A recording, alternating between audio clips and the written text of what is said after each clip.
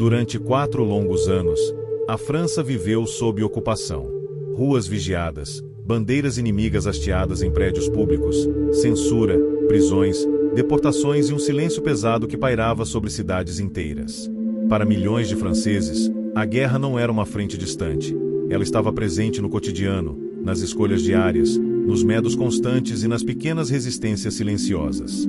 A libertação da França não foi apenas uma vitória militar. Foi o fim de um trauma nacional.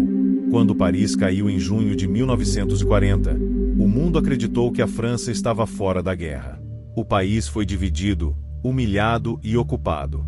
Um regime colaboracionista governava parte do território enquanto tropas alemãs controlavam pontos estratégicos, cidades, estradas e ferrovias. Ainda assim, a França nunca deixou completamente de lutar. No subsolo, nas florestas, nas rádios clandestinas e nos corações de milhões, a resistência crescia lentamente, aguardando o momento certo. Esse momento chegaria anos depois, quando a maré da guerra finalmente começou a virar. A libertação da França foi o resultado de um acúmulo gigantesco de fatores: o desgaste alemão no leste, a força industrial dos Estados Unidos, a persistência britânica, o sacrifício de soldados de dezenas de nacionalidades e a coragem de civis que arriscaram tudo para sabotar, informar e resistir. Não foi um único dia, nem uma única batalha. Foi um processo longo, violento e complexo, marcado por avanços rápidos e retrocessos sangrentos. Para os aliados, libertar a França era mais do que recuperar território. Era abrir o caminho definitivo para a derrota da Alemanha. Sem a França ocupada, o Reich perderia uma base essencial para sua defesa no Ocidente. Portos, ferrovias e indústrias vitais cairiam. A guerra deixaria de ser travada apenas nas fronteiras distantes e passaria a atingir o coração da Europa ocupada. Mas a libertação não começou com Paris em festa. Ela começou com noites de tensão, mapas secretos, tropas embarcando em silêncio, pilotos sobrevoando territórios hostis e milhares de jovens soldados conscientes de que muitos não voltariam. Começou com o maior desembarque anfíbio da história, mas não terminou ali. A França seria libertada cidade por cidade, estrada por estrada, ao custo de dezenas de milhares de vidas. Ao mesmo tempo, dentro do próprio território francês, a resistência se levantava. Grupos armados sabotavam linhas férreas, atacavam comunicações, guiavam tropas aliadas e enfrentavam represálias brutais. Para cada ponte destruída, havia execuções. Para cada avanço aliado, havia vingança alemã. A libertação foi acompanhada de esperança, mas também de violência e acertos de contas. E quando finalmente as tropas aliadas entraram em Paris, em agosto de 1944, a imagem correu o mundo. Multidões celebrando, bandeiras francesas reaparecendo, soldados sendo recebidos como libertadores. Aquela cena simbolizou algo maior do que uma vitória militar. Simbolizou o retorno de um país à sua própria história. Neste vídeo, vamos acompanhar como a França foi libertada, desde os primeiros preparativos dos aliados até a queda do domínio alemão, passando pelas batalhas decisivas, pelo papel crucial da resistência e pelas consequências profundas desse processo para a guerra e para a própria França. Porque a libertação da França não foi apenas o fim da ocupação. Foi o momento em que a Europa começou, de fato, a respirar novamente. Para compreender por que a invasão da Dinamarca foi tão rápida, é necessário entender que, em abril de 1940, a guerra já estava se movendo em um ritmo que países pequenos simplesmente não conseguiam acompanhar. A Europa vivia um momento de aparente imobilidade militar, mas, por trás desse silêncio, decisões estratégicas de enorme alcance estavam sendo tomadas. A chamada guerra de mentira dava falsa impressão de estabilidade, quando, na realidade, o tabuleiro já estava sendo rearranjado. A Alemanha sabia que o confronto direto com França e Reino Unido era inevitável. Antes disso, porém, precisava garantir posições que assegurassem liberdade de manobra, proteção econômica e vantagem naval. O norte da Europa era vital nesse cálculo. Não apenas pela Noruega, mas por tudo que ela representava em termos de rotas marítimas, controle do Mar do Norte e fornecimento de matérias-primas essenciais para a indústria de guerra alemã. A Dinamarca, nesse cenário, não era um alvo por hostilidade, ideologia ou vingança. Era um alvo por necessidade estratégica. Seu território funcionava como uma ponte natural entre a Alemanha continental e a Escandinávia. Controlá-lo significava impedir ações britânicas, proteger operações no Atlântico Norte e garantir que a invasão da Noruega não fosse interrompida logo em seus primeiros dias. Do ponto de vista dinamarquês, a situação era dramaticamente assimétrica. O país havia apostado por décadas na neutralidade como forma de sobrevivência. Essa estratégia funcionara na Primeira Guerra Mundial. Mas, em 1940, o mundo havia mudado. A guerra deixará de respeitar fronteiras neutras quando estas se tornavam obstáculos estratégicos. A neutralidade, naquele momento, não protegia mais ninguém. Os líderes dinamarqueses sabiam disso. Sabiam que o país não possuía meios para resistir a uma invasão mecanizada moderna. Sabiam que não haveria socorro imediato. Sabiam que qualquer tentativa de defesa prolongada terminaria com bombardeios contra centros urbanos indefesos. A decisão que teriam de tomar não seria entre vitória e derrota, mas entre derrota rápida ou destruição lenta. A Alemanha explorou essa realidade com precisão absoluta. A invasão foi planejada para ser rápida demais para permitir articulação política ou militar. Ao mesmo tempo, foi concebida para deixar claro que a alternativa à rendição seria o ataque direto à população civil. A guerra, ali, não se apresentava como combate entre exércitos, mas como uma ameaça direta à sobrevivência da sociedade. Quando os aviões alemães surgiram sobre Copenhague e as tropas cruzaram a fronteira, a mensagem era inequívoca: resistir não mudaria o resultado final. Apenas aumentaria o número de mortos. Em poucas horas, a liderança dinamarquesa percebeu que a guerra, para eles, já estava decidida antes mesmo de começar. Essa percepção torna a invasão da Dinamarca um dos episódios mais inquietantes da Segunda Guerra Mundial, porque ela mostra que, em certos momentos, o poder não precisa ser usado plenamente para vencer. Basta ser demonstrado. Basta ser crível. Basta tornar a resistência irracional. E é exatamente isso que torna a história da Dinamarca tão singular. Um país que caiu em horas, mas cuja experiência de ocupação levantou questões profundas sobre soberania, moralidade, colaboração e resistência. Uma guerra quase sem tiros, mas carregada de decisões que marcariam gerações. A invasão foi rápida, mas o dilema que ela criou foi duradouro. A libertação da França não começou em Paris, nem com multidões nas ruas ou bandeiras sendo erguidas. Ela começou de forma violenta, caótica e extremamente incerta, nas praias da Normandia, em 6 de junho de 1944. O dia D marcou a abertura da tão aguardada Segunda Frente no Ocidente, mas, naquele momento, a libertação ainda estava longe de ser garantida. O desembarque aliado foi apenas o primeiro passo de uma campanha longa, sangrenta e cheia de riscos. Após anos de ocupação alemã, a França havia se transformado em um território fortemente fortificado. O Muro do Atlântico, embora imperfeito, representava uma tentativa alemã de impedir exatamente o que estava acontecendo, uma invasão em grande escala. Milhares de bunkers, campos minados, obstáculos antitanque e posições de artilharia protegiam a costa. Para os aliados, atravessar aquelas defesas significava enfrentar o maior desafio logístico e militar da guerra até então. Mesmo após o sucesso inicial do desembarque, a situação permaneceu extremamente frágil. As tropas aliadas estavam comprimidas em uma estreita faixa de território, vulneráveis a contra-ataques alemães. Qualquer erro poderia empurrá-las de volta ao mar. Durante semanas, a batalha na Normandia foi marcada por combates lentos, brutais e exaustivos. As forças alemãs resistiam com determinação, utilizando o terreno favorável, vilarejos fortificados e a famosa paisagem de bocage, que dificultava o avanço aliado. A libertação da França, portanto, não foi um avanço rápido e triunfal desde o início. Foi uma luta de desgaste. Cada vila tomada custava vidas. Cada estrada avançada exigia coordenação extrema entre infantaria, blindados, artilharia e apoio aéreo. O progresso era medido em metros, não em quilômetros. Enquanto isso, a resistência francesa começava a emergir das sombras. Durante anos, grupos clandestinos haviam operado sob risco constante de prisão e execução. Com a chegada dos aliados, essas redes passaram a atuar de forma mais aberta, sabotando linhas férreas, atacando comunicações alemãs e fornecendo informações vitais. Embora não decisiva sozinha, a resistência desempenhou um papel crucial ao desorganizar a retaguarda inimiga e acelerar o colapso alemão. A virada decisiva veio no final de julho de 1944, com a Operação Cobra. Após semanas de combates estagnados, os aliados lançaram um ataque concentrado que rompeu as linhas alemãs na Normandia. Pela primeira vez desde o desembarque, a guerra voltou a ser móvel.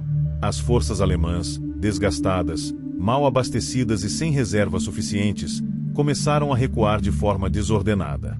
O que se seguiu foi um colapso progressivo. Unidades alemãs foram cercadas e destruídas na Bolsa de Falaise, um dos maiores desastres do exército alemão no fronte ocidental. Milhares de soldados, veículos e equipamentos foram perdidos. A Wehrmacht não apenas recuava, ela estava sendo esmagada. Com a Normandia perdida, o caminho para o interior da França se abriu. As tropas aliadas avançaram rapidamente, libertando cidades uma após a outra.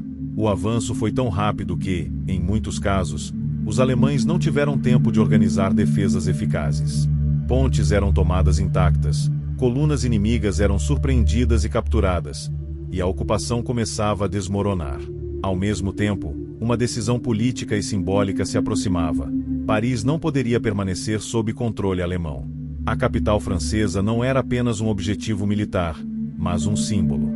Libertá-la significava restaurar a dignidade nacional francesa e afirmar que a França não era apenas um território libertado, mas uma nação retomando seu lugar na guerra.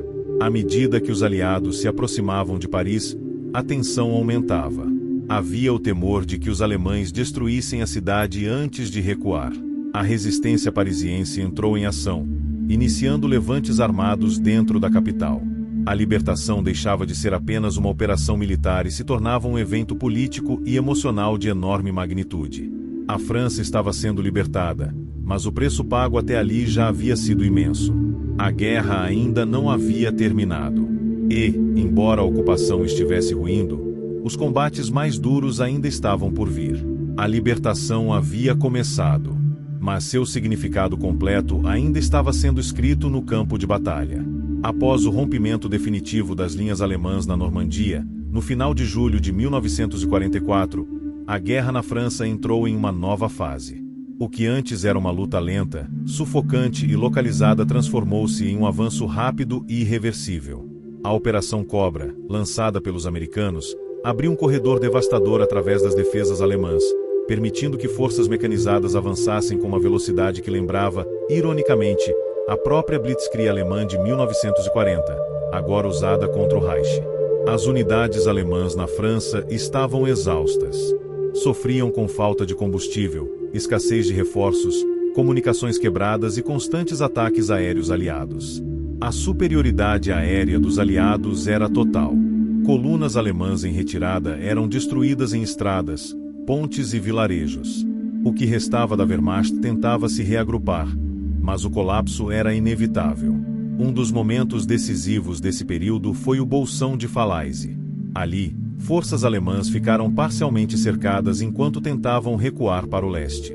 Milhares de soldados, veículos e equipamentos foram destruídos ou abandonados. Embora muitos tenham conseguido escapar, o exército alemão na França sofreu perdas catastróficas que nunca mais seriam totalmente recuperadas. A partir daquele ponto, a ocupação alemã da França estava condenada. Com o avanço aliado acelerando, cidades francesas começaram a ser libertadas uma após a outra. Em muitos locais, a resistência francesa entrou em ação antes mesmo da chegada das tropas aliadas. Pontes eram sabotadas, linhas ferroviárias destruídas, comunicações cortadas. Informações vitais eram repassadas aos aliados, facilitando o avanço e desorganizando ainda mais os alemães. Esses levantes internos tiveram um efeito psicológico poderoso. Para a população francesa, significavam o fim de anos de humilhação, repressão e medo. Para os alemães, eram sinais claros de que o controle havia sido perdido. A ocupação começava a se desintegrar não apenas militarmente, mas politicamente. O ponto simbólico máximo desse processo foi a libertação de Paris, em agosto de 1944. A cidade, que havia vivido 4 anos sob ocupação, entrou em estado de insurreição. Barricadas surgiram nas ruas. Combates irromperam entre a resistência e forças alemãs. Quando as tropas aliadas finalmente entraram na capital, foram recebidas por multidões em êxtase. Paris não havia sido apenas libertada, havia se libertado a si mesma. A queda de Paris teve um impacto enorme. Politicamente, restaurou o prestígio da França como nação combatente. O general Charles de Gaulle emergiu como líder legítimo do país, reafirmando a continuidade do Estado francês e evitando que a França fosse tratada apenas como território ocupado libertado por forças estrangeiras. A França voltava ao centro da cena europeia. Militarmente, a libertação da França permitiu aos aliados estabelecer linhas logísticas sólidas, portos funcionais e bases aéreas no continente. Isso possibilitou o avanço em direção à Alemanha a partir do oeste, abrindo uma segunda frente decisiva que aceleraria o colapso final do Terceiro Reich. Mas a libertação não foi isenta de sofrimento. Combates urbanos, bombardeios e represálias deixaram cidades destruídas e milhares de civis mortos. Além disso, o período pós-libertação trouxe seus próprios conflitos. Colaborações com o regime ocupante foram expostas. Acertos de contas ocorreram. A sociedade francesa precisou confrontar suas próprias feridas internas, seus dilemas morais e as ambiguidades vividas durante a ocupação. À medida que os aliados avançavam para a fronteira alemã, ficava claro que a libertação da França não era apenas uma vitória territorial. Era um colapso estratégico completo da posição alemã no Ocidente. A Alemanha agora enfrentava duas frentes esmagadoras, sem capacidade real de equilibrar forças ou recuperar a iniciativa. A França estava livre, mas a guerra estava longe de terminar.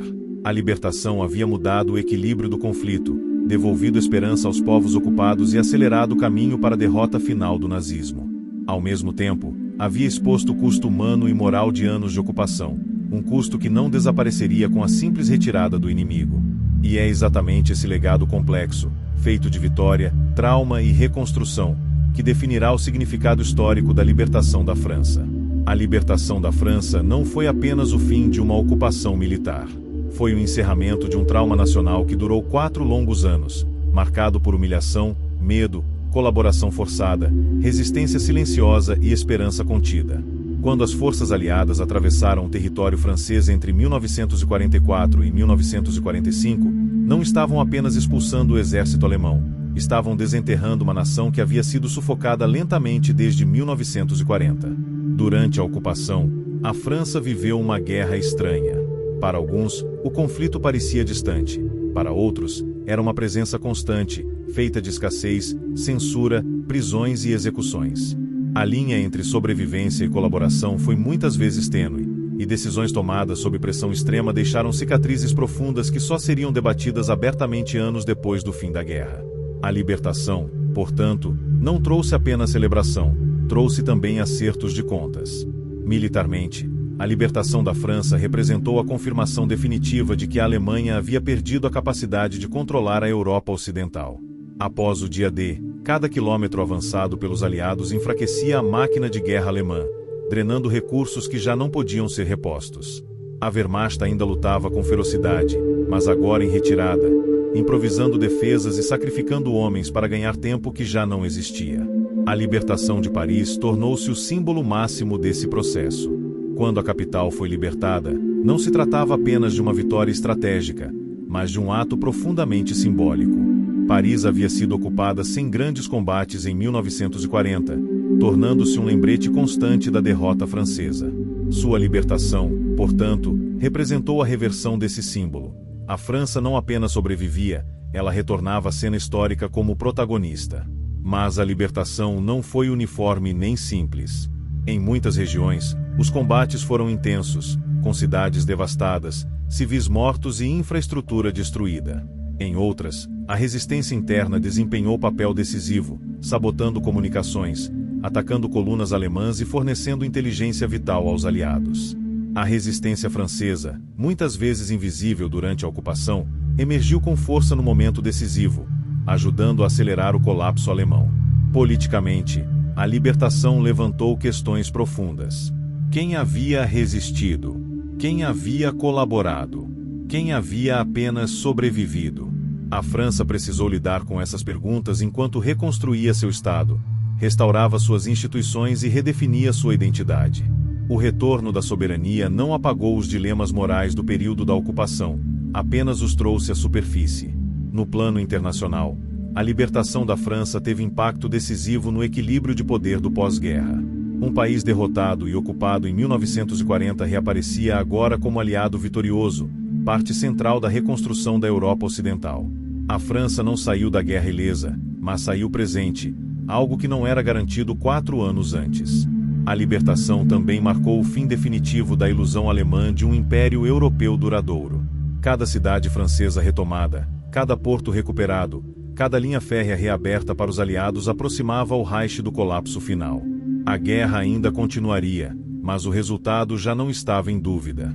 No entanto, talvez o aspecto mais profundo da libertação da França seja humano. Para milhões de civis, ela significou o fim do medo constante, da vigilância, da fome e da incerteza. Significou o retorno da palavra futuro. Mesmo entre ruínas, mesmo entre perdas irreparáveis, a libertação devolveu algo essencial: a possibilidade de escolher novamente. A França não foi libertada em um único dia, nem por um único exército. Ela foi libertada por uma combinação de forças externas e internas, por soldados estrangeiros e civis locais, por batalhas sangrentas e atos silenciosos de coragem.